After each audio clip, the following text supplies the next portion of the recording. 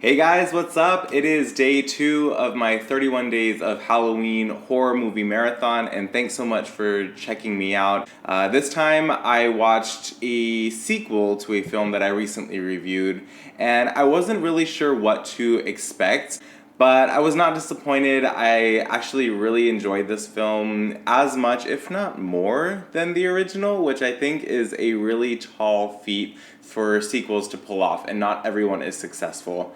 I am talking about Wolf Creek 2, the sequel to the Australian slasher. This movie starts off with a bang, so it basically course corrects what I believe is the biggest criticism of the original, that it just starts off a little bit slow, and I mentioned that in my last review as well, that the pacing of the original, it's a slow burn when you are just getting into things, and it's not until the third act that things really start to ramp up. And Wolf Creek 2 starts off with a bang. It's a total blockbuster beginning. And it kind of sets the tone for the rest of the film, and it's very easy to kind of see the new direction and the new feel of the new film. Directly following the intro, it feels instantly familiar. We are introduced to a couple German backpackers who are traveling through the Australian outback, and of course, we can only assume that they're going to have to run into Mick, who is played by John Jarrett, who is reprising his role. He's so good in this role. As I mentioned, he is probably my favorite aspect of that original film, and he's just as good in this sequel. You can tell that he loves this character and he loves what he's doing. And that really goes for the whole film. I really felt like the filmmakers felt passionately about the character of Mick, and they wanted to see him challenged. They wanted to see him work for his kills. And as much as that was true in the original, and as successful as that was in the original premise, I felt like it was really taken to the next level with this sequel.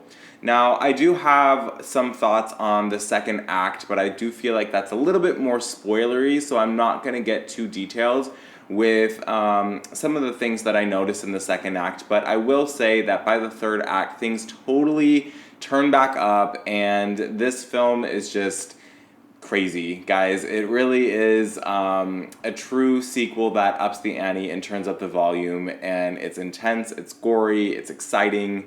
There's some really stellar chase scenes, which I'm particularly partial to as a slasher fan. I believe that if you can put a strong chase scene in your film, you will have a better movie for it. And I think that Wolf Creek 2 really accomplishes that.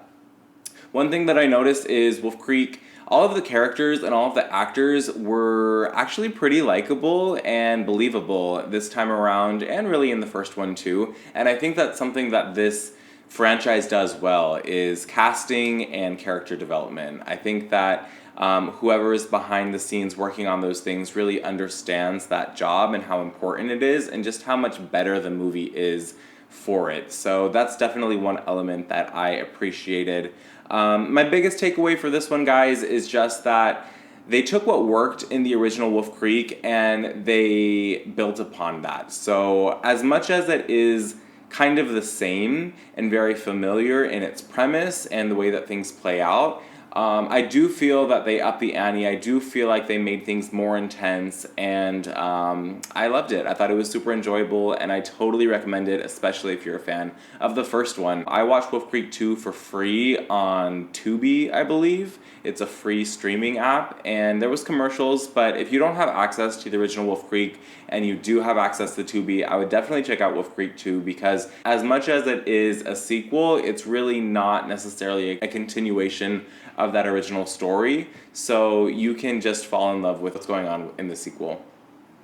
Thanks so much for watching, guys. I'm actually really enjoying watching these movies this October, and I hope that you guys are too. If you are doing your own 31 Days of Halloween horror movie marathon, drop a comment below and let me know what movies you are watching, and if you have any suggestions for me, I am taking them. I am trying to watch movies that I've never seen before, or movies that I've wanted to watch but haven't really gotten around to. So that's what I'm doing with my 31 Days of Halloween, and I would love to hear what you're doing with yours. As always, guys, stay safe out there, and we'll catch you in the next video.